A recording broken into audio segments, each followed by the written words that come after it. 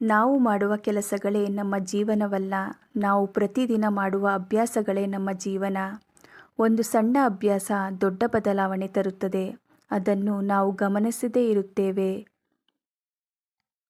ಕೆಟ್ಟ ಅಭ್ಯಾಸ ಒಂದೇ ದಿನದಲ್ಲಿ ರೂಪುಗೊಳ್ಳಲ್ಲ.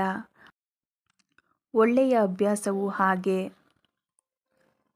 ಅಭ್ಯಾಸ ಅಂದರೆ ಮನಸ್ಸಿಗೆ ಶಿಸ್ತು ಕಲಿಸುವುದು.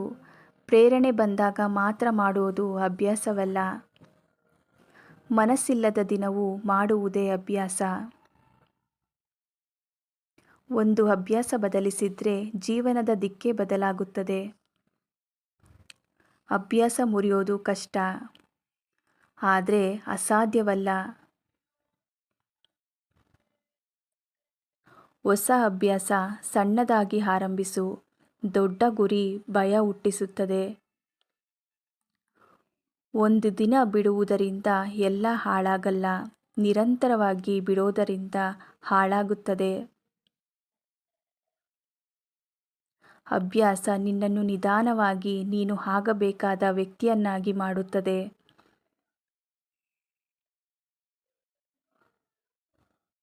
ಇಂದು ಮಾಡಿದ ಅಭ್ಯಾಸ ನಾಳೆಯ ಜೀವನ.